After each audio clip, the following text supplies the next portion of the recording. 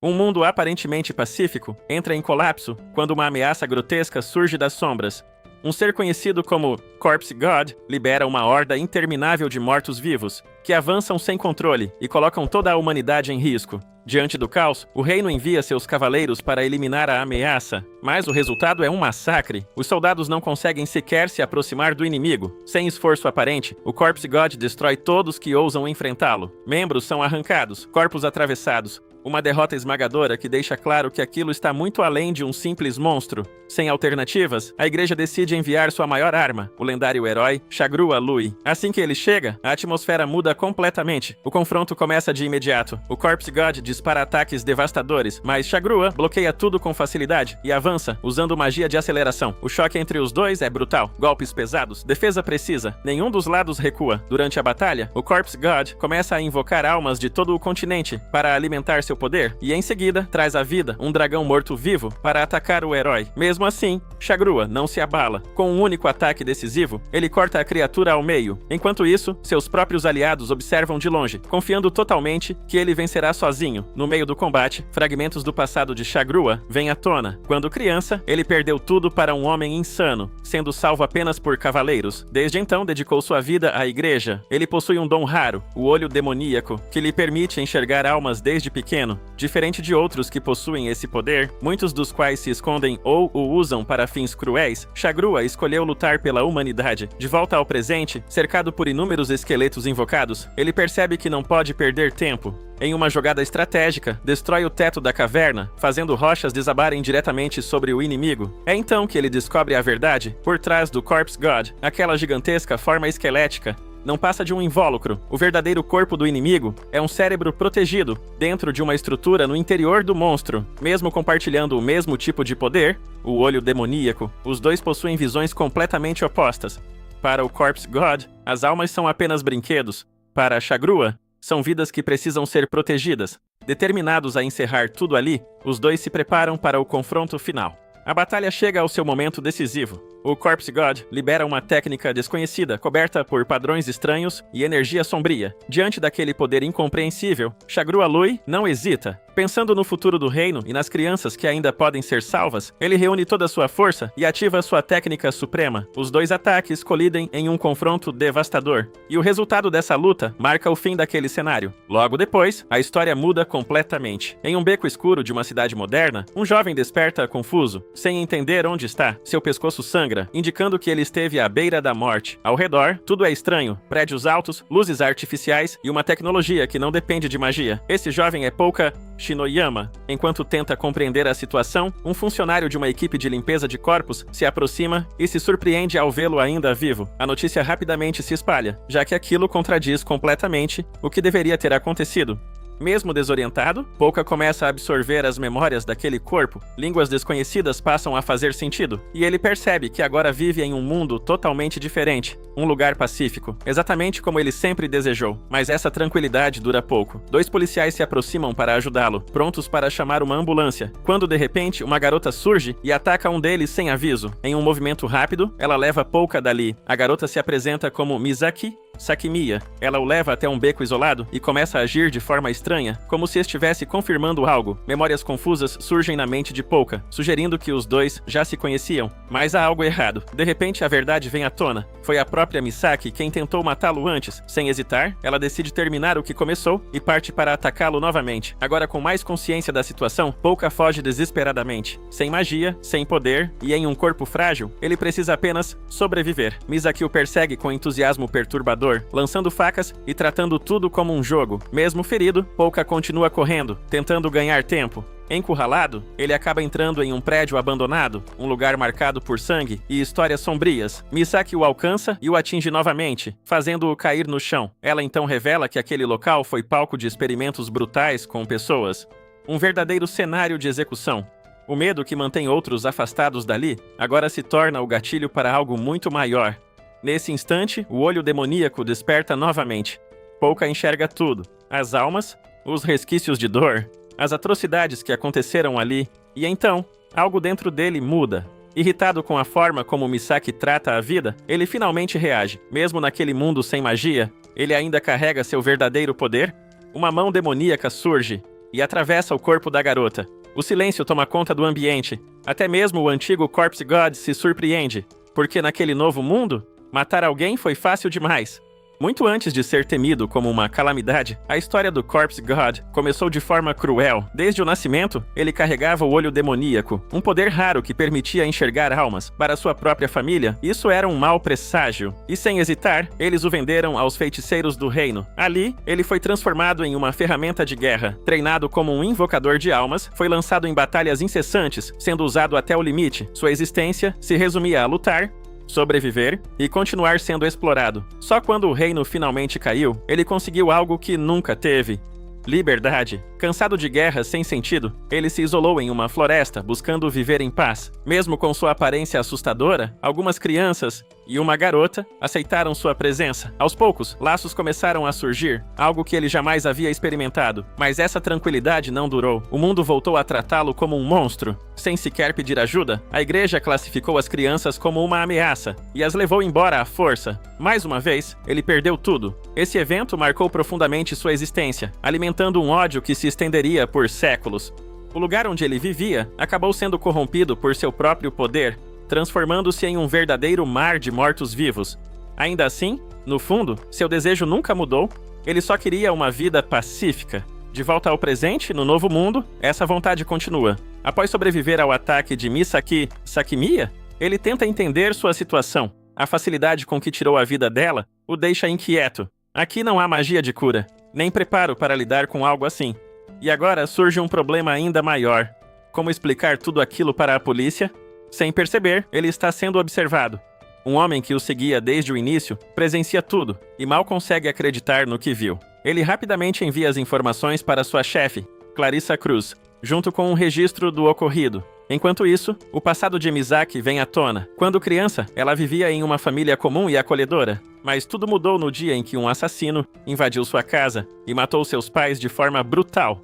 O trauma a destruiu por dentro. Com o tempo, ela se tornou exatamente aquilo que a feriu: uma assassina. Determinada a encontrar o responsável pela morte de sua família, ela mergulhou nesse mundo violento. Sob a proteção de Clarissa Cruz, ganhou liberdade para agir, inclusive para seus alvos. Em uma dessas situações, ela confronta o assassino do seu passado e o submete a uma execução cruel, demonstrando o quanto sua mente já havia sido consumida pela violência. Desde então, Misaki passou a cumprir suas missões com um sorriso perturbador, tornando-se alguém temida, até mesmo entre profissionais. E foi justamente em uma dessas missões que ela encontrou Pouka Shinoyama. Após cumprir sua vingança, Misaki Sakimiya recebe uma nova missão de Clarissa Cruz. O alvo, dessa vez, é apenas um garoto. Mesmo com um leve conflito interno, ela executa o trabalho sem hesitar, agindo da mesma forma fria de sempre. Ao perceber que já não sente mais nada, ela chega à conclusão de que, um dia, pode até se voltar contra a própria organização. Decidida a acabar com tudo, Misaki considera tirar a própria...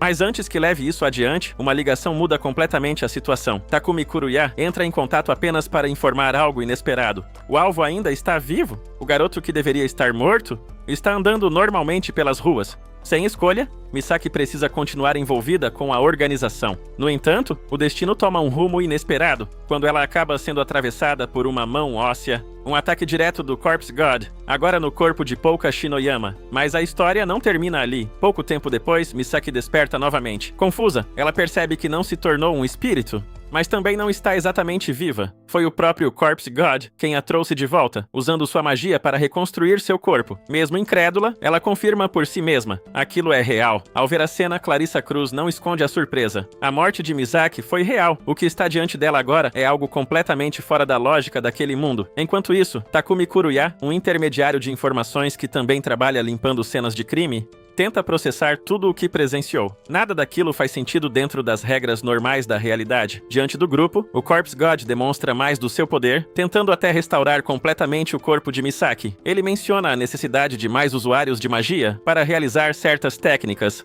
mas logo percebe algo crucial: aquele mundo não entende magia, ou se entende, trata como algo fictício, apenas presente em jogos ou histórias. Ou seja, ele pode ser o único capaz de usar esse tipo de poder ali. Para provar que não está mentindo, ele utiliza uma mão óssea para imobilizar um dos homens presentes. Isso força Clarissa Cruz a levar a situação a sério. Mesmo assim, ela decide ganhar tempo e analisar melhor aquele feiticeiro. O clima fica tenso, com ambos os lados se observando cuidadosamente, até que uma notícia chama de atenção. Um incêndio recente envolvendo crianças chega até o grupo. Ao ouvir isso, algo muda no Corpse God. Sem pensar duas vezes, ele envia um olho para investigar. Mas a manifestação é destruída rapidamente por um dos subordinados de Clarissa. Ainda assim, sua intenção não era atacar.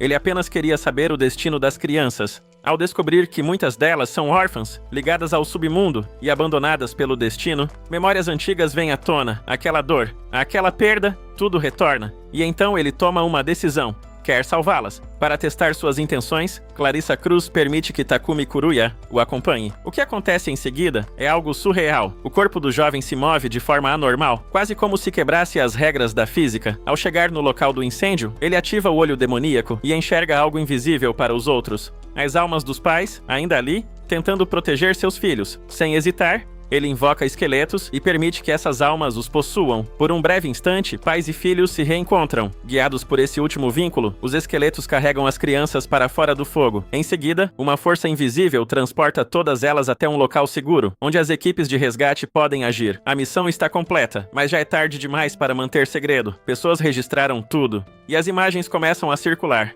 Mesmo assim, uma coisa fica clara para todos ali. Aquele ser não enxerga a vida da mesma forma que eles. Depois disso, Misaki desperta novamente, retornando à sua rotina, como se nada tivesse acontecido. O Corpse God, por sua vez, deixa claro seu objetivo. Ele quer viver em paz nesse novo mundo, mas para isso precisa de dinheiro, e também de aliados. Percebendo o potencial dele, Clarissa Cruz toma sua decisão. Ela o recruta. E assim, forma-se um novo grupo, reunindo o Corpse God, Misaki Sakimiya e Takumi Kuruya, marcando o início de uma parceria tão estranha quanto perigosa. A convivência estranha entre os três começa a tomar forma. Takumi não consegue esconder o desconforto, afinal, está dividindo o mesmo teto com uma garota mentalmente instável, e com alguém que literalmente matou o antigo dono daquele corpo. Mesmo assim, a rotina segue. Misaki, por outro lado, parece completamente tranquila. Sem grandes preocupações, ela age como se tudo fosse normal. O prédio onde vivem pertence à organização de Clarissa, o que garante uma certa segurança. Embora para Takumi, isso esteja longe de ser reconfortante. Com os poderes do Deus Cadáver surgindo e desaparecendo de forma imprevisível, ele teme que, a qualquer momento, algo dê errado e ele acabe morto no processo. Enquanto isso, o Deus Cadáver mantém a farsa para a família de Pouka. Ele envia cartões postais regularmente, fazendo todos acreditarem que o garoto está apenas viajando. Paralelamente, ele continua estudando esse novo mundo, tentando entender suas diferenças em relação ao antigo. Criaturas que antes eram comuns para ele, como monstros gigantes, aqui são tratadas como lendas. Isso o faz questionar até mesmo se organizações religiosas que o perseguiam no passado existem nesse mundo. Misaki fica fascinada ao ouvir o título Deus Cadáver. Para ela, soa incrivelmente poderoso, quase como algo saído de uma história. Mas apesar dessa empolgação, o objetivo dele é simples: viver em paz. Para isso, precisa evitar chamar atenção. E principalmente, descobrir quem mandou assassinar o corpo que ele agora ocupa. Clarissa, no entanto, se recusa a revelar a identidade do cliente, protegendo suas regras como intermediária. Ainda assim, ela garante que não aceitará novos pedidos relacionados à morte de Pouka, o que dá ao Deus Cadáver uma certa tranquilidade. Mesmo com isso, Takumi continua inquieto. Não é só o poder do Deus Cadáver que o assusta, mas também a presença de Misaki, a própria assassina original, vivendo ali como se nada tivesse acontecido. Por sorte, a alma do verdadeiro Pouka não guarda rancor. Com a ajuda do Deus Cadáver, ele foi transferido para um drone controlado por Takumi, o que explica por que o dispositivo agora age de forma independente. Ainda assim, a visão distorcida do Deus Cadáver sobre a vida humana, tratando-a como algo semelhante a brinquedos, deixa Takumi cada vez mais cauteloso. Mas a tranquilidade dura pouco. Sem dinheiro e precisando sobreviver, surge um novo trabalho. Um homem pede proteção contra assassinos estrangeiros. Misaki, inicialmente, não se interessa. Prefere continuar se divertindo, mas o Deus Cadáver aceita o serviço no lugar dela. O alvo? Um grupo extremamente cruel, conhecido por eliminar não só seus inimigos, mas famílias inteiras. Guiados pelas informações de Takumi, os três partem direto para o esconderijo dos criminosos. Misaki, ao lembrar de traumas do passado, entra em fúria e avança sem pensar, como uma força imparável. Só que, dessa vez, o inimigo já estava esperando. A investida impulsiva de Misaki rapidamente se transforma em combate. Assim que ela invade o esconderijo, vários homens armados com barras de ferro avançam sem hesitar, mas mesmo cercada, ela domina a situação com facilidade. Um chute direto deixa um deles com o olho roxo. Outro é derrubado com um golpe no rosto, e o restante entra em pânico, tropeçando uns nos outros na tentativa de fugir. Mesmo depois de caídos, ela não demonstra misericórdia. Um dos homens, que havia acabado de recobrar a consciência, é atingido novamente, dessa vez ficando com os 2 olhos inchados. A força de Misaki é brutal, quase desumana, mas no meio da luta, algo inesperado acontece. Aproveitando um momento de distração, alguém atira nela a queima-roupa, e o mais chocante, o responsável pelo disparo é justamente o homem que havia contratado o serviço. A verdade vem à tona, aquele cliente fazia parte do mesmo grupo criminoso. Tudo não passava de uma armadilha. Ele queria vingança pela morte de um membro da gangue, alguém que havia sido eliminado por Misaki dias antes. Mesmo atingida, Misaki não cai. Pelo contrário, ela começa a sorrir. Seu corpo agora é diferente. Graças aos poderes do Deus Cadáver, ela se tornou uma espécie de morta-viva.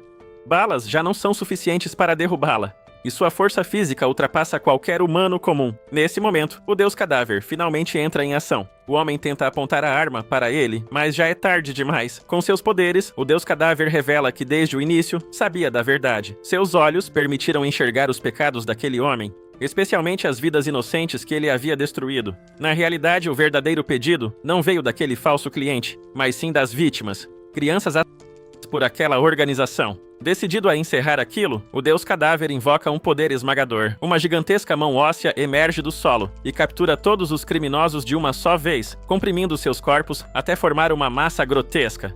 O massacre termina ali. Mesmo após concluir o trabalho, ele recusa qualquer recompensa. Para ele, aquilo não foi apenas uma missão, mas também uma forma de extravasar sua própria indignação. De volta ao apartamento, a situação toma um rumo ainda mais estranho. Enquanto observa Misaki, o Deus Cadáver enxerga algo inesperado. Apesar de tudo, a alma dela é surpreendentemente pura. Já Misaki, empolgada com seu novo corpo, descobre habilidades bizarras, como regeneração ao comer carne e a capacidade de paralisar alguém com uma mordida. Sem pensar 2 vezes, ela testa isso nele. Enquanto isso, Takumi continua tentando entender a mente do Deus Cadáver. Ao questioná-lo sobre tratar pessoas como brinquedos, recebe uma resposta inesperada. Para ele, brinquedos são coisas que trazem felicidade às crianças. Ou seja, na visão dele, vidas humanas têm valor. Uma lógica distorcida, mas não exatamente maligna. Em outro ponto da cidade, as consequências do massacre começam a aparecer. Um misterioso jovem conhecido como Fire Breathing Bug, chamado Lemmings, surge no local do crime antes da polícia e remove evidências importantes. Ainda assim, o caso chama a atenção das autoridades. A equipe especial da polícia, especializada em fenômenos sobrenaturais, é acionada. Entre eles estão Iwanomi e Arase, investigadores acostumados com ocorrências inexplicáveis. Ao chegarem, se deparam com uma cena absurda. Vários corpos fundidos de forma impossível.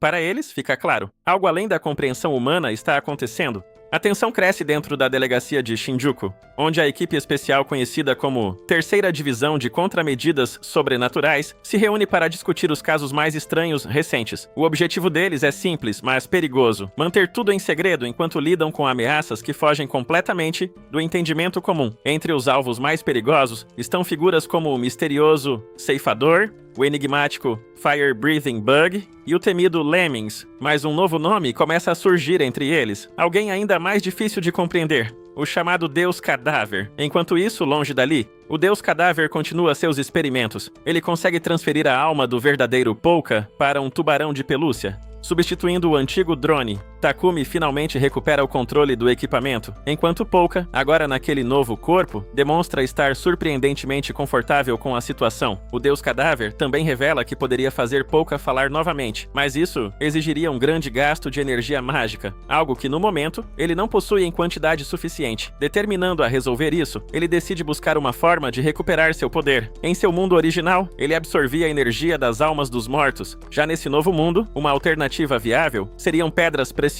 que carregam energia semelhante. Animado com a descoberta, ele vai até uma joalheria, mas a empolgação dura pouco. Ao descobrir o preço das pedras, ele percebe que até mesmo a menor delas custa o equivalente a um salário inteiro. Para alguém sem recursos como ele, aquilo está completamente fora de alcance. A frustração é imediata. No caminho de volta, ele chega a encontrar uma enorme fonte de energia mágica, mas percebe que, se absorvesse aquilo, destruiria completamente o local. Sem querer causar esse tipo de desastre, ele decide recuar.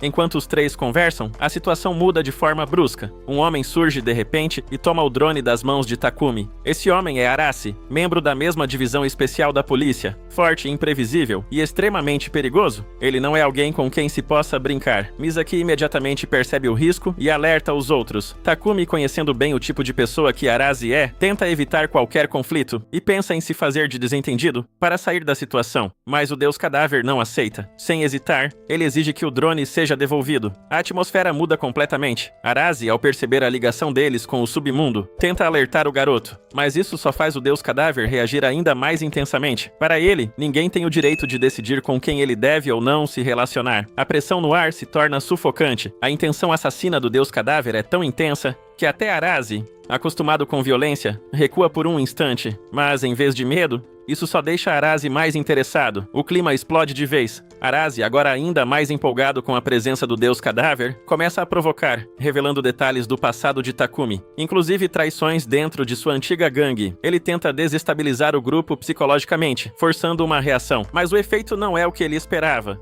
Para o Deus Cadáver, aquilo não muda nada. Pelo contrário, na visão dele, Takumi ainda é muito mais confiável do que alguém como Arasi. A aura ao redor dele se torna ainda mais pesada, fazendo até um policial experiente hesitar por um instante. Percebendo que a situação está saindo do controle, Takumi tenta ganhar tempo, enquanto discretamente prepara uma saída. Mas antes que qualquer negociação avance, Misaki age. Usando sua habilidade de ocultação, ela desaparece da vista de Arasi e surge atrás dele em um instante. Um chute brutal o lança contra a parede, abrindo espaço para a fuga. Sem perder tempo, ela puxa o Deus Cadáver dali. A brecha é pequena, mas suficiente. Logo em seguida, o Deus Cadáver usa seus poderes para invocar ossos e impulsionar os dois até o topo de um prédio, garantindo distância segura. Após escaparem, o grupo finalmente consegue respirar e conversar. Takumi, ainda abalado, questiona por que Arasi sabia tanto sobre ele. O Deus Cadáver, no entanto, demonstra não se importar com os segredos. Em seu mundo antigo, existiam magias capazes de extrair todas as informações de alguém à força. Por isso, ele valoriza mais os laços do que qualquer informação escondida. Enquanto isso, Arasi retorna à base da polícia. Mesmo ferido, ele não demonstra preocupação. Pelo contrário, está intrigado. Seus colegas analisam a marca do chute deixada em seu corpo e rapidamente reconhecem algo preocupante.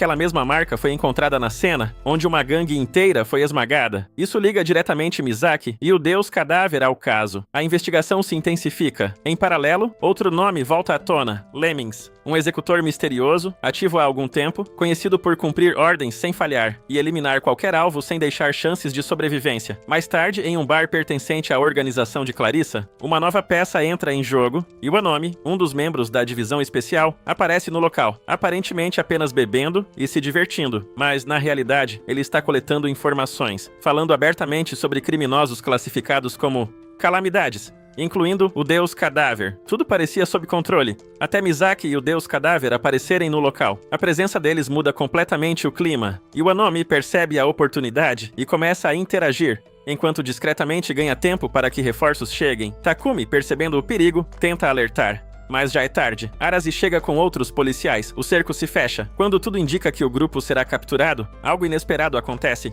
As luzes do bar se apagam de repente. Não foi Clarissa tentando ajudar. Foi outra pessoa. Uma presença surge na escuridão. Pesada. Opressiva. O Deus Cadáver sente imediatamente. Algo perigoso está ali. Quando velas são acesas, todos no local veem a figura pendurada no lustre. Um homem completamente envolto em bandagens. Lemmings? Em silêncio absoluto, ele se move. E então, salta diretamente para o centro da cena.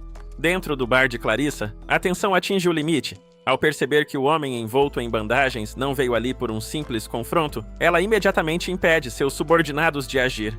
A intenção dele é clara: se quisesse matar, todos ali já estariam mortos. A equipe policial liderada por Iwanomi assume posição. O objetivo agora é capturar Lemmings a qualquer custo, mas a diferença de poder fica evidente no mesmo instante. Com movimentos absurdamente rápidos, Lemmings começa a derrubar os policiais um por um. Socos e impactos violentos lançam vários deles para fora do bar, como se não fossem nada. Sem aceitar essa humilhação, Arasi parte para o confronto direto. Ele tenta atacar com tudo, usando o ambiente ao seu favor, mas nada surte efeito. Lemmings simplesmente ignora seus golpes, e então, sem qualquer hesitação, ele muda de alvo. Em um movimento repentino, Lemmings agarra Misaki Sakimiya e foge com ela, passando na frente de Pouka Shinoyama, o deus cadáver. Por um instante, Pouka hesita. Usar magia ali significaria se expor completamente diante da polícia, e isso poderia destruir qualquer chance de uma vida normal. Enquanto ele pensa, Arazi continua perseguindo Lemmings, mas é derrotado novamente com facilidade, sendo lançado contra a parede pela segunda vez no mesmo dia. Não há mais tempo, Pouka decide agir. Com sua magia, ele cria mãos ósseas que surgem do chão e atingem Lemmings pelas costas, forçando-o a soltar Misaki. Aproveitando a abertura, ele ordena que ela fuja imediatamente do local. Ao mesmo tempo, Clarissa apaga a última fonte de luz do bar, mergulhando tudo na escuridão. A confusão se espalha, dificultando completamente a ação da polícia. Mesmo assim,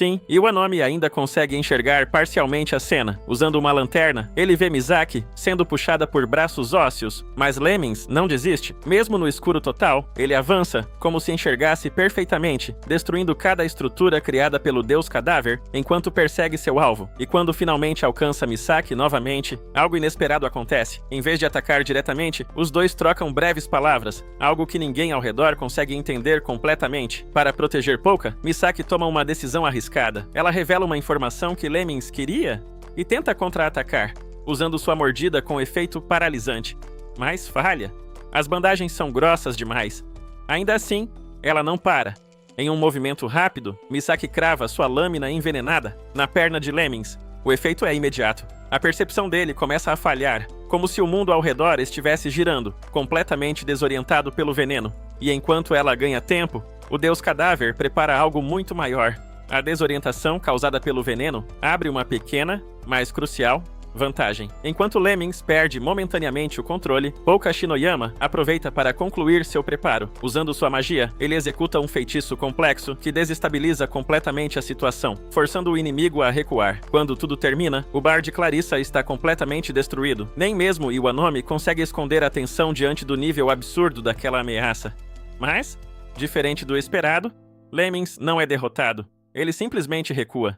Sem ferimentos fatais, ele deixa o local para cumprir outro objetivo: reportar o que descobriu. Sua missão era confirmar a morte de um alvo anterior. E agora, além disso, ele leva informações importantes sobre o deus cadáver. A situação se complica ainda mais. De volta à calmaria relativa, Takumi Kuruya percebe algo inacreditável. Apesar do caos, todos ainda estão vivos. Para alguém acostumado com o submundo, aquilo por si só já é estranho. Durante o confronto, Pouka gastou uma quantidade considerável de energia. Ainda assim, ele conseguiu absorver parte do poder espiritual deixado pelas vítimas recentes, recuperando um pouco de sua força. Ele também reconhece o esforço de Misaki Sakimiya. Para proteger o grupo, ela foi forçada a revelar algo importante a Lemmings, um risco que não poderia ser ignorado. Esse confronto muda algo dentro dele. Pouka relembra os ensinamentos de seu antigo mestre. Alguém que viveria por muito tempo deveria proteger aqueles ao seu redor. Até então, ele buscava apenas uma vida tranquila, mas agora entende que isso talvez não seja possível. Se quiser manter seus companheiros vivos, precisará se tornar mais forte, e isso significa uma coisa: dinheiro. Com pouca energia mágica, ele decide focar em acumular riqueza para comprar pedras preciosas, sua principal fonte de poder naquele mundo. E para isso, o grupo cria um plano improvável. Usando suas habilidades, Pouka começa a atuar como vidente. Com a ajuda de Takumi e seus recursos de informação, além de seus próprios poderes, ele passa a prever eventos com precisão absurda. Rapidamente, clientes começam a acreditar, e o dinheiro começa a entrar. Em um dos casos, ele ajuda uma senhora a encontrar um cofre escondido, deixado por seu falecido marido, provando ainda mais sua credibilidade. Mesmo ganhando bem, ele divide tudo com o grupo. Enquanto isso, a alma do verdadeiro Pouka, agora em forma de pelúcia, reage de forma agitada, claramente desconfortável com aquela situação. Mas antes que possam aproveitar o momento, a porta é arrombada. Dois jovens acompanhados por seguranças entram no local. Eles são parentes de Pouka Shinoyama, vindos de uma família extremamente rica. O deus cadáver percebe imediatamente quem são. Tentando improvisar, ele coloca um capuz e tenta se passar por outra pessoa, mas o disfarce não convence ninguém. Surpreendentemente, eles não vieram para confrontar, apenas queriam uma leitura de futuro. Mesmo assim, acabam sendo expulsos, já que não era horário de atendimento. Antes de irem embora, porém, Pouka faz algo inesperado. Ele abraça os dois e afirma que o futuro deles será protegido. O motivo? Um espírito os acompanha silenciosamente. E aquele foi o verdadeiro cliente. Determinando-se a cumprir esse novo pedido, o Deus Cadáver percebe que precisa entender melhor a família Shinoyama, uma das mais poderosas do país. Enquanto isso, longe dali, os dois jovens entram em um carro. Dentro dele, uma figura já os aguardava. Um homem de presença intimidadora, Takumi Shinoyama. E naquele instante, fica claro que perigos muito maiores estão prestes a surgir.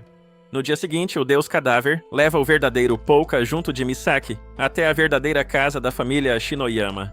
O ambiente parece tranquilo à primeira vista, uma reunião familiar. Todos reunidos à mesa para celebrar o retorno do garoto desaparecido. Mas por trás daquela calmaria, existe algo muito mais pesado. Durante o jantar, ele descobre quem está à sua frente, Takeru Shinoyama, seu primo. Mesmo jovem, ele já ocupa uma posição extremamente perigosa, responsável pela segurança da família, lidando com problemas sujos e eliminando ameaças sem deixar rastros. Misaki, por sua vez, se mantém completamente à vontade naquele ambiente de elite. Mesmo cercada por pessoas influentes, sua postura firme mostra que ela não é alguém comum. Entre os presentes, também estão outros membros da família, incluindo parentes próximos, todos observando atentamente o Pouka, que voltou, mesmo que algo nele pareça diferente. A situação muda completamente quando Rosen Shinoyama aparece. A presença dele é esmagadora. Um dos familiares tenta puxar conversa sobre negócios, mas é imediatamente ignorado. Rosen deixa claro que não tem interesse algum naquilo, e sua simples atitude já é suficiente para intimidar qualquer um ali. Então ele vai direto ao ponto. Pouka. Ao ouvir seu nome, o Deus Cadáver se levanta imediatamente e tenta manter a farsa, pedindo desculpas por ter desaparecido sem avisar. Mas diferente do que ele esperava, Rosen não reage com raiva, ele apenas se aproxima e afaga a cabeça do garoto. Um gesto simples, mas carregado de um peso absurdo. Sem criar cena, Rosen chama Pouka e Misaki para conversarem em particular. Em um lugar isolado, o Deus Cadáver tenta explicar de forma superficial tudo o que aconteceu até ali. Ele acredita que conseguiu esconder sua verdadeira identidade. Mas então, Rosen faz uma única pergunta. Quem é você? O clima congela. Sem hesitar, Rosen saca sua espada e aponta diretamente para ele. Ele já sabia. Desde o começo, ele sabia que aquele não era seu filho. Naquele instante, o Deus Cadáver percebe o erro que cometeu. Ele subestimou algo que nunca deveria ter ignorado: o vínculo entre pai e filho. Esse homem não é como o pai que ele teve em sua vida passada. Esse homem realmente conhece seu filho. Mesmo com a lâmina apontada para si, ele não tenta lutar. Em vez disso, faz um pedido urgente, uma trégua. Ele precisa sair imediatamente, porque duas crianças estão em perigo, Shizuka e Kasuki. Sem entender completamente a situação, mas confiando no peso daquelas palavras, Rosen permite que ele vá. E no exato momento em que o Deus Cadáver parte, gritos ecoam pela casa. Fogo. Um incêndio começa a se espalhar rapidamente, consumindo tudo ao redor. E naquele instante, fica claro, aquilo não é um acidente, é o início de algo muito pior. O incêndio rapidamente foge do controle, e enquanto as chamas consomem a mansão, a verdade por trás daquele ataque começa a se revelar. Anos atrás, aquela mesma casa já havia sido palco de uma tragédia. Shizuki e Kazuki, ainda crianças na época, haviam perdido um objeto importante dado por sua irmã mais velha, Suzuka. Ao tentar ajudá-los, Suzuka acabou descobrindo um segredo terrível. Um membro da própria família estava planejando matar os gêmeos e encobrir tudo como um acidente. Mas antes que pudesse fazer qualquer coisa, ela foi descoberta e queimada viva. Sua morte foi tratada como um simples acidente. Desde então, sua alma passou a vagar, protegendo silenciosamente seus irmãos. Agora, o passado estava se repetindo. Durante o incêndio atual, um suposto segurança aparece e guia Shizuki e Kazuki para escapar. Mas Suzuka percebe imediatamente que algo está errado. Aquilo não era uma rota de fuga, era uma armadilha. Sem poder interferir diretamente, ela apenas assiste, desesperada, enquanto os irmãos caminham direto para a morte. Ao chegarem ao porão, Kazuki percebe o detalhe crucial. Não existe saída ali. Sem mais como esconder, o homem revela sua verdadeira identidade. Seu corpo começa a liberar energia e fogo, deixando claro que ele é o responsável por tudo. Enquanto isso, Misaki surge no momento exato. Sem hesitar, ela ataca com força total, arrancando o disfarce do inimigo e mandando as crianças fugirem. A luta começa. Mesmo envolto em chamas, o inimigo percebe algo assustador. Misaki é forte demais. Ela enfrenta o fogo de frente, usando uma barra de ferro para afastar as chamas e avançar sem medo. Mas logo percebe um detalhe preocupante. O inimigo não está preocupado com a fuga das crianças, porque todo o lugar já está condenado. Enquanto isso, Shizuki e Kazuki correm de mãos dadas, aceitando o pior. Eles acreditam que aquilo é um castigo, que Suzuka morreu por causa deles. e naquele momento final, prometem que irão se desculpar com ela, no outro lado. Mas então, tudo para. Nenhuma viga cai, nenhuma chama os alcança. Quando olham para cima, Polka está lá. O Deus Cadáver usa sua magia para segurar o desabamento e salvar os dois no último segundo. Ao mesmo tempo, a situação fora de controle começa a ser dominada. Takeru entende rapidamente o que está acontecendo e mobiliza os homens da família para conter tudo e eliminar os responsáveis. O verdadeiro culpado tenta fugir disfarçado, mas não adianta. O Deus Cadáver enxerga além da aparência. Almas não podem mentir, e aquela estava manchada por incontáveis mortes. Antes que pudesse escapar, Misaki o atinge com violência, impedindo qualquer tentativa de fuga. Mesmo assim, o homem ri, provoca, diz que o Deus Cadáver parece apenas uma criança brincando de poder, e então cria uma parede de fogo gigantesca separando todos. Por um instante, a dúvida surge. Será que ainda há poder suficiente para atravessar aquilo? Mas antes que qualquer coisa aconteça, uma figura aparece, de forma silenciosa, quase impossível de perceber. Lemmings. Sem dar chance de reação, ele simplesmente esmaga a cabeça do inimigo contra o chão. Morte instantânea. E assim como surgiu, desaparece, sem explicações, sem deixar rastros. Apenas uma mensagem implícita. Mantenham isso em segredo. Depois disso, os sobreviventes começam a juntar as peças. O homem capturado não era o verdadeiro responsável, era apenas um impostor. O verdadeiro inseto do fogo ainda está à solta. E para provar isso, enquanto o falso criminoso está sendo transportado pela polícia, palavras feitas de fogo aparecem dentro do veículo. Os policiais entram em transe, e antes que qualquer um entenda o que está acontecendo, o homem é queimado vivo. O carro explode logo em seguida. Quando tudo termina, só resta uma certeza: o verdadeiro inimigo acabou de fazer sua jogada.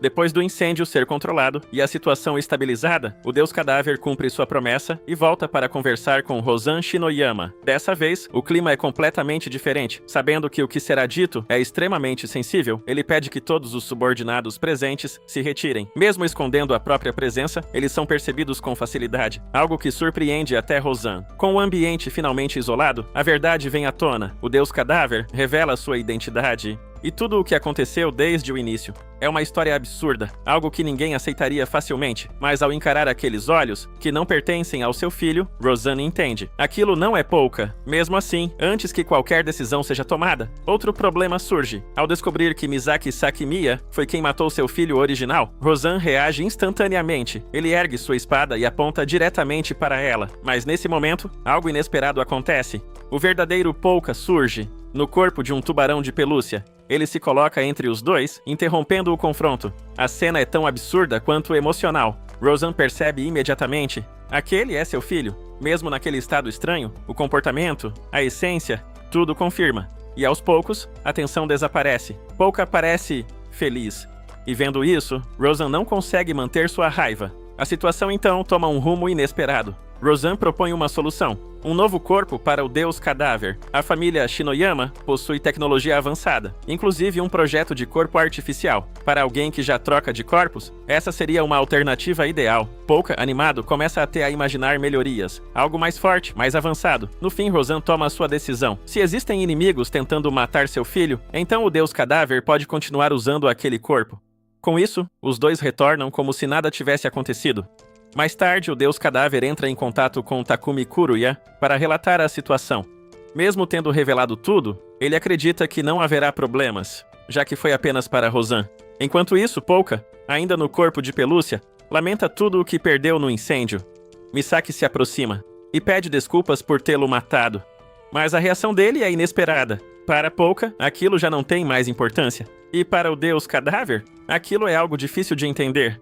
Como alguém pode perdoar tão facilmente quem tirou sua vida? Pouco depois, Shizuki e Kazuki aparecem para agradecer. Eles foram salvos, e naquele momento, algo invisível finalmente encontra paz. A alma de Suzuka, que sempre esteve protegendo os irmãos, cumpre seu desejo, mas ao invés de desaparecer, ela permanece. Agora, não mais presa ao passado, mas protegendo por escolha. Enquanto isso, em outro lugar, um novo problema começa a surgir. Enquanto tudo parece resolvido na mansão, a situação se complica em outro ponto da cidade. Na delegacia, o excêntrico mágico Solitaire está sendo interrogado sobre diversos incidentes, incluindo o caso do incendiário ligado aos recentes ataques. Mas antes que qualquer informação relevante seja obtida, as luzes se apagam, e quando voltam, ele simplesmente desapareceu. Mesmo algemado. mesmo sob vigilância, sem deixar qualquer rastro. Esse desaparecimento só reforça o nível de perigo que ele representa. Seus crimes anteriores já mostravam isso. Roubos impossíveis, desaparecimentos absurdos, até mesmo envolvendo figuras importantes do governo. E então, como se tudo isso não fosse suficiente, ele surge na televisão, em rede nacional, anunciando seu retorno de forma grandiosa, expondo informações que deveriam estar ocultas e deixando claro que está apenas começando um verdadeiro espetáculo de caos. Enquanto isso, sem perceber a dimensão do problema, o Deus Cadáver e Takumi seguem sua rotina normalmente. Ao testarem um rádio recém-comprado, acabam ouvindo exatamente essa transmissão. Agora, tudo começa a se conectar. Solitaire não quer apenas causar confusão, ele está procurando algo, ou melhor, alguém. Em paralelo, ele tenta recrutar outro criminoso perigoso, o chamado Inseto do Fogo. Mas a conversa não segue como esperado, porque dessa vez, ele não está no controle. O verdadeiro Inseto do Fogo aparece, sem aviso, sem disfarces falhos, diferente do impostor anterior. Esse é o verdadeiro, e sem perder tempo, ele ataca. As chamas tomam conta do ambiente, enquanto Solitaire tenta se mover, escapar, e ao mesmo tempo continuar falando, tentando convencer até mesmo em meio ao perigo. Mas fica claro, eles não estão do mesmo lado. Após um confronto direto, a diferença entre eles se torna evidente. E mesmo alguém como Solitaire percebe que aquela não é uma força comum. Enquanto isso, longe dali, o Deus Cadáver e seus aliados discutem sobre os acontecimentos, tentando entender melhor esse mundo, suas anomalias, suas regras, e como ele se compara ao mundo de onde ele veio. Mas então, a campainha toca, e quando a porta se abre, uma visitante inesperada aparece, Cell Shinoyama. E com a chegada dela, fica claro que mesmo após o incêndio, os problemas da família Shinoyama estão longe de acabar. Cell aparece trazendo um recado direto de Rosan Shinoyama. Com a mansão parcialmente destruída, ele decide enviar a própria filha para ficar temporariamente com o Deus Cadáver. A justificativa é simples, mas carregada de intenção. Ela deve permanecer sob proteção, acompanhada de um guarda-costas. Mesmo aceitando a situação, o Deus Cadáver vê nisso uma oportunidade. Manter Cell por perto também permite observar suas intenções mais de perto. No dia seguinte, o ambiente se torna inusitado. Logo ao acordar, ele encontra Cell completamente à vontade, brincando com o corpo de pelúcia onde Pouca está. Apesar de dizer que não precisa de conforto, o grupo decide organizar melhor o espaço. Afinal, agora existem mais pessoas vivendo ali. Enquanto se preparam para comprar colchões e ajeitar a rotina, uma nova informação chega. Um suspeito ligado aos eventos recentes está sendo interrogado, e pouco depois, a polícia aparece. Iwanomi e Arase vão até o local investigar as ligações entre o incêndio e o chamado Inseto do Fogo. Mas antes que possam avançar, Takeru Shinoyama surge, e a presença dele muda completamente o clima. Sem rodeios, ele confronta os policiais, questionando a incapacidade das autoridades diante de ameaças tão graves circulando livremente. A pressão é direta, constrangedora, e ainda pior quando ele menciona a recente fuga de Solitaire, algo que só reforça a falha do sistema. Sem conseguir avançar, os policiais acabam recuando, mas não saem de mãos vazias. Durante a visita, conseguem registrar informações importantes, incluindo dados da família Shinoyama, e principalmente do próprio Pouca. Agora, para eles, tudo começa a se conectar. Os eventos recentes, o incêndio, e a presença constante daquele garoto. Do outro lado, o grupo do Deus Cadáver segue tentando manter a normalidade. Os novos moradores se acomodam, cada um em seu espaço. Mas mesmo com a rotina aparentemente tranquila, algo está errado e alguém está observando. Durante a noite, enquanto todos descansam, a tensão cresce em silêncio. O guarda-costas enviado junto com Cell, Xiao Yu, permanece acordado. Em vez de apenas proteger, ele observa cada detalhe, cada movimento. Desconfiado, ele tenta descobrir a verdadeira identidade daquele que está no corpo de Pouca. Mesmo com a palavra de Rosan, ele não está disposto a aceitar aquilo sem provas, e suas motivações vão além. Xiao Yu carrega um passado marcado por dor. Em sua infância, foi tratado como ferramenta pela própria família, usado em experimentos brutais. Foi Rosan quem o salvou, quem deu a ele uma nova vida. Por isso, sua lealdade é absoluta, e qualquer ameaça ao nome Shinoyama será eliminada. Enquanto espiona, ele escuta conversas estranhas vindas do grupo. Histórias sobre dragões. Um mundo completamente diferente. Coisas que, para ele, parecem delírio. Mas não é só isso. Ele também percebe fenômenos impossíveis acontecendo ali dentro. Objetos se movendo sozinhos. Presenças invisíveis. Algo definitivamente não é normal. E então, ele percebe outra coisa. O Deus Cadáver sabe que ele está acordado. Sem confronto direto, mas deixando claro. ele já foi descoberto. Para alguém treinado como assassino, isso é um aviso. E ainda assim, Xiaoyu decide continuar, agora com ainda mais determinação. Enquanto isso, a investigação avança. Iwanomi começa a ligar os pontos entre os acontecimentos recentes e o comportamento de Pouka. Pequenos detalhes começam a não fazer sentido, especialmente certas falas que não combinam com alguém que viveu normalmente com sua família. Ao mesmo tempo, surge uma nova pista importante. O Deus Cadáver está atuando como médium em Shinjuku, e isso chama a atenção de outra pessoa. Solitaire. Agora livre, ele continua sua busca por indivíduos reais, pessoas com habilidades além do comum. Enquanto se exibe publicamente e provoca as autoridades, ele acaba entrando em confronto direto com a polícia, iniciando uma perseguição caótica pelas ruas. De volta ao apartamento, o grupo tenta seguir sua rotina e até pensa em ganhar dinheiro com suas habilidades. Mas antes que consigam avançar, a porta é batida. Iwanomi e Arase estão de volta. Dessa vez com um objetivo claro: confirmar se o médium diante deles é realmente o que parece ser. E assim, sem perceber, o cerco começa a se fechar. A tensão começa quando Iwanomi e Arase aparecem no escritório do misterioso vidente conhecido como Corpse God. Diferente do que parecia à primeira vista, Iwanomi não estava ali para causar problemas. O verdadeiro objetivo era testar até onde iam as habilidades daquele suposto adivinho. Já Arase apenas observava, fingindo desinteresse, enquanto analisava cada detalhe da situação. Percebendo o risco de chamar atenção desnecessária, o Corpse God conduz os dois para uma sala mais reservada, evitando qualquer confusão que pudesse complicar ainda mais sua situação. Antes mesmo da consulta começar, Iwanomi faz um aviso direto. Atividades como a adivinhação exigem registro e pagamento de impostos, mas o Corpse God corta o assunto imediatamente, deixando claro que não responderia perguntas sobre Solid, algo que por si só já cria um clima estranho. Mesmo assim, a sessão continua. Usando sua magia, o Corpse God começa a revelar informações extremamente precisas, surpreendendo tanto Iwanomi quanto Arase. Cada detalhe dito parece impossível de ser descoberto por meios normais, o que levanta suspeitas sobre como aquilo está sendo feito. Enquanto isso, um fenômeno estranho acontece. Uma caneta sobre a mesa começa a se mover sozinha. O objeto se ergue no ar e inicia uma escrita misteriosa, como se estivesse sendo controlado por uma força invisível. A cena quebra completamente a postura calma de Iwanomi.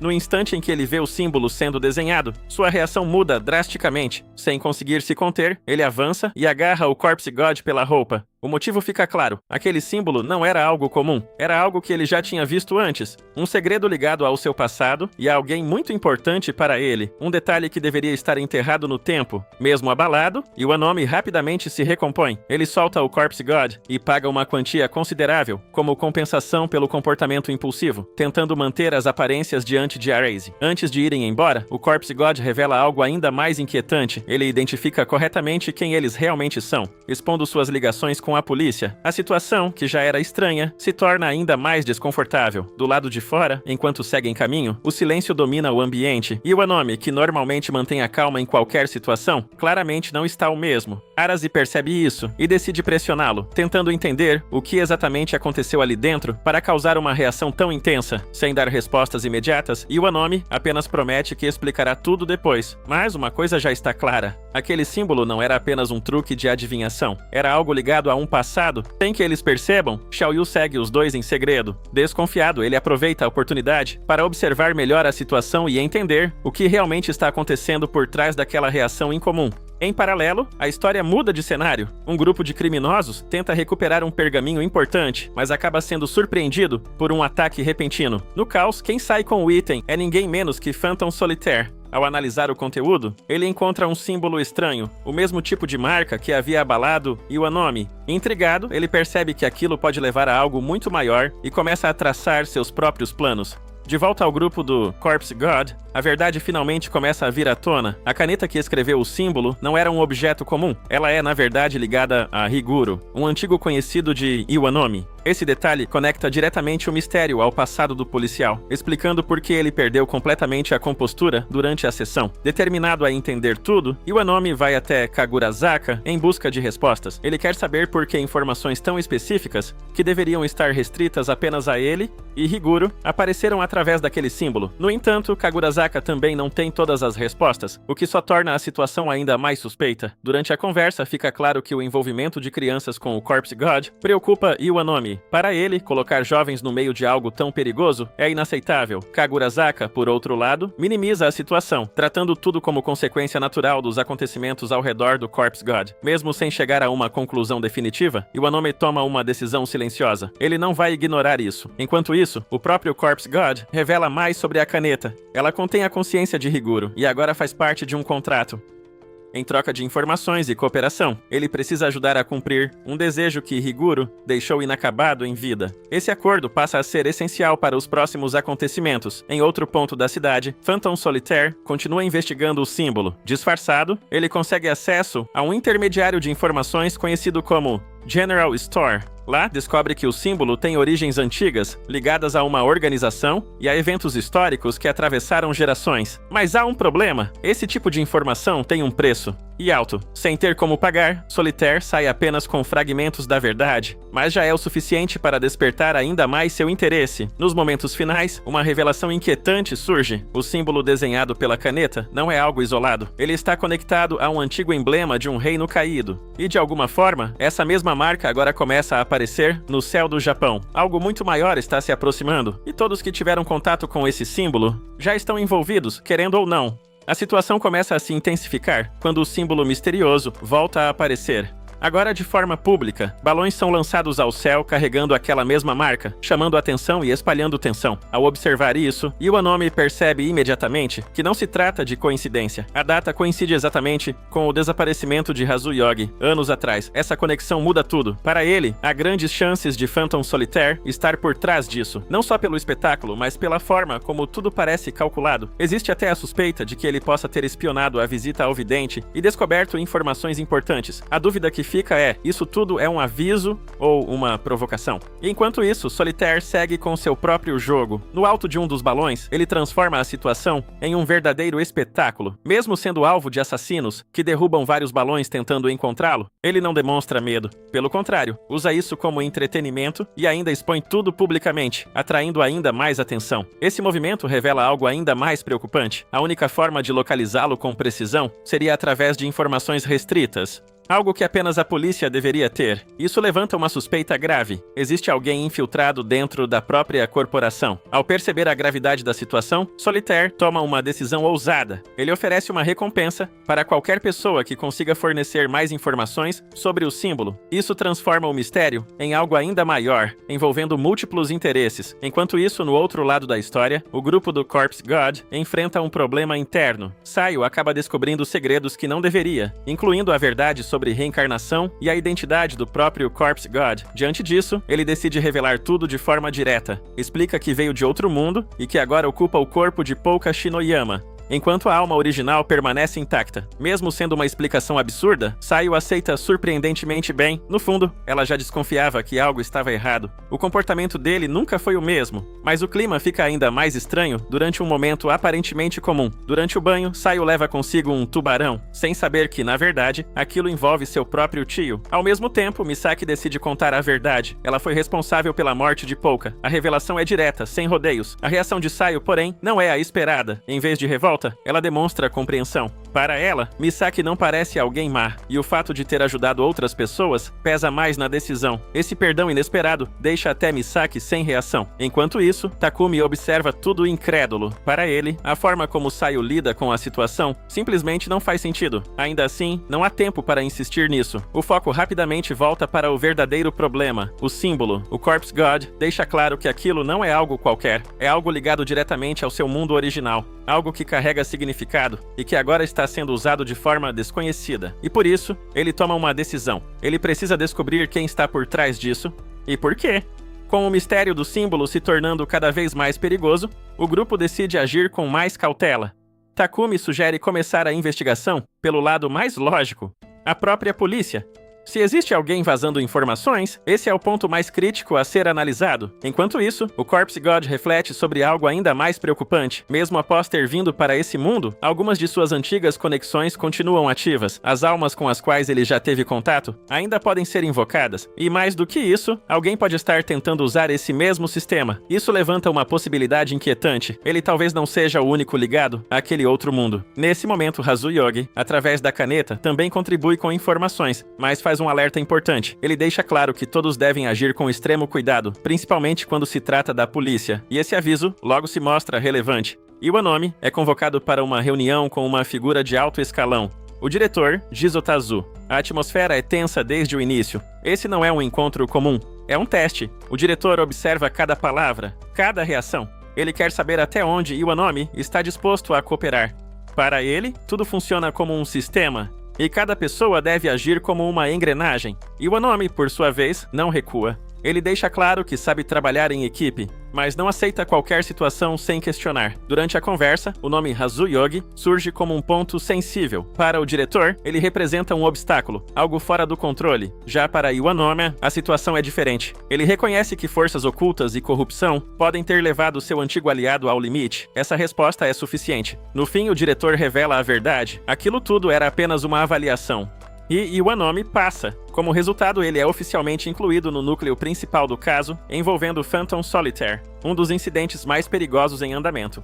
God, o número de clientes em busca de adivinhação só aumenta, tornando o local cada vez mais movimentado. Takumi passa a noite inteira tentando decifrar os símbolos misteriosos, mas quase não encontra respostas concretas. A única pista relevante envolve Hozorogi, que desapareceu justamente no momento em que estava prestes a descobrir a verdade. Antes disso, ele chegou a relatar que quase capturou o responsável, mas alguém contratou um assassino para eliminá-lo dentro do próprio prédio.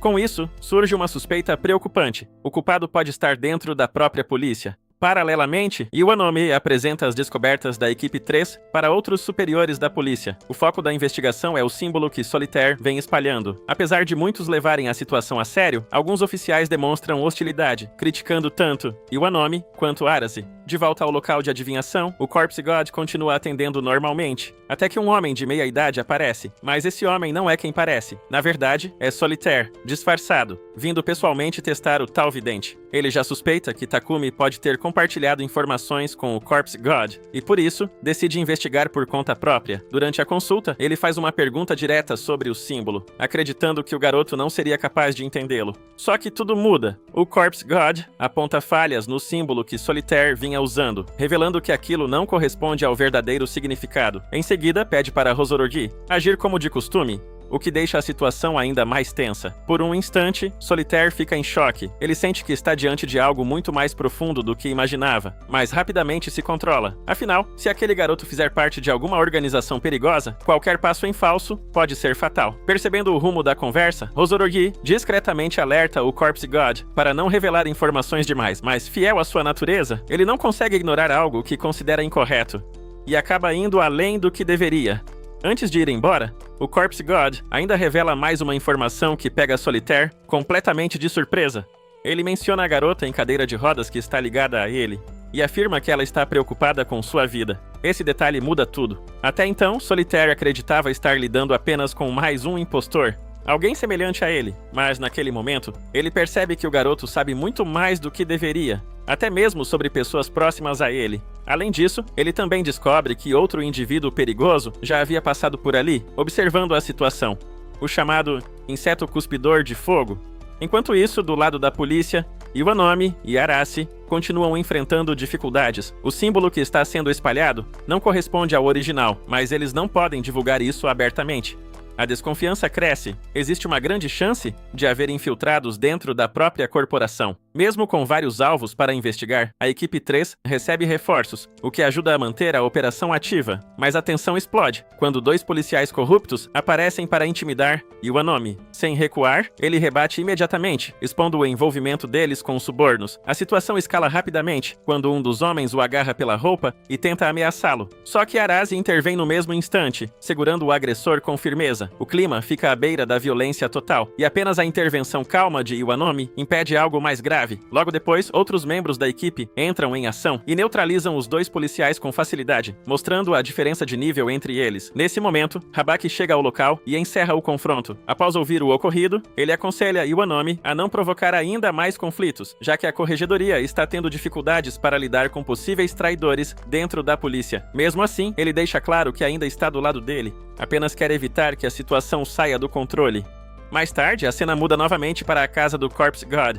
Solitaire retorna, decidido a confirmar suas suspeitas, mas dessa vez, ele é recebido com ataques. facas são lançadas em sua direção. Porém, ele bloqueia tudo com facilidade, usando suas cartas. Só que o responsável não é o Corpse God, e sim um assassino da família de Shino, que estava escondido, esperando o momento certo. Enquanto isso, dentro da casa, o Corpse God dorme sem perceber nada. Shino então nota algo estranho. Palavras começam a surgir na parede, escritas em chamas, sinal claro de que o inseto cuspidor de fogo está agindo novamente. Nesse momento, o Corpse God mergulha em um sonho e revive seu passado. Ele se vê em meio à destruição de um império, onde queria ajudar, mas foi impedido por sua mestra. Ela sabia que tudo estava perdido e ordena que ele abandone aquele lugar. Antes de partir, ela pede que ele valorize seus companheiros, mas esse pedido nunca pôde ser cumprido, porque logo depois, todos aqueles que ele amava foram executados. Consumido pelo ódio, ele acaba tirando a vida de vários soldados da igreja, sem perceber, e vagando sem rumo, acaba reencontrando alguém importante do seu passado. O Corpse God desperta bruscamente quando Shino o acorda, batendo em seu rosto. Ao abrir os olhos, ele percebe a mensagem deixada na parede pelo inseto de fogo, mas antes que possa investigar, ele é contatado diretamente por essa entidade, que faz uma pergunta perturbadora: se ele seria uma criação de Sabaramond. No mesmo instante, a expressão do Corpse God muda completamente. Sua voz deixa de ser inocente e se torna fria.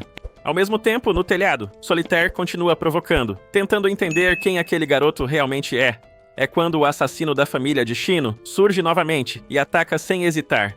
Mesmo desviando dos golpes, Solitaire continua agindo com confiança, até que o assassino transforma suas mãos em lâminas, elevando o nível do confronto. E à distância, Takumi observa tudo. Com sua mente estratégica, ele percebe que várias forças estão convergindo naquele ponto, e entende que no meio desse caos, alguém certamente sairá ganhando.